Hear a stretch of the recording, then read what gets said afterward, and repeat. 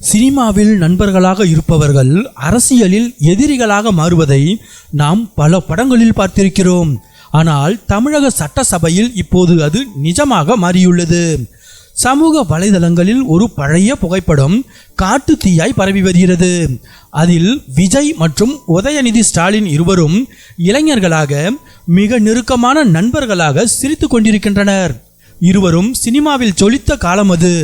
ஆனால் இன்று அதே இருவரும் தமிழக சட்டசபையில் ஒருவருக்கு ஒருவர் எதிராக அரசியல் களத்தில் நேருக்கு நேர் நிற்கிறார்கள்.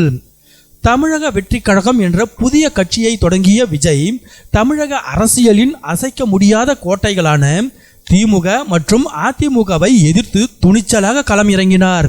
இனி முழு நேர அரசியல்தான் என்று அவர் எடுத்த முடிவு அவருக்கு பெரும் வெற்றியை தேடித்தந்தது.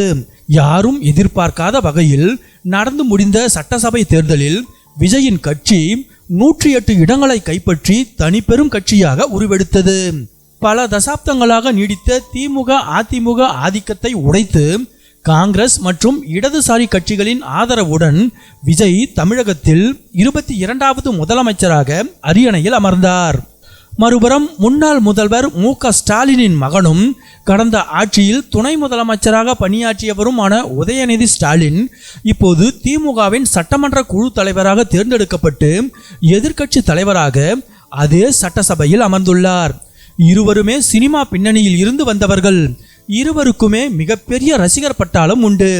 உதயநிதி தன் குடும்பத்தின் அரசியல் பாரம்பரியத்தோடு பயணத்தை தொடங்கினார். விஜய் தனது மக்கள் செல்வாக்கை வைத்து புதிய வரலாற்றை படைத்துள்ளார். சட்டசபையில் இவர்கள் இருவரும் சந்தித்து கொண்ட அந்த வாம் மொமெண்ட் தமிழக அரசியலில் ஒரு வட்டம் முழுமையடைந்ததை உணர்த்துவதாக இணையவாசிகள் சிலாகித்து வருகின்றனர்.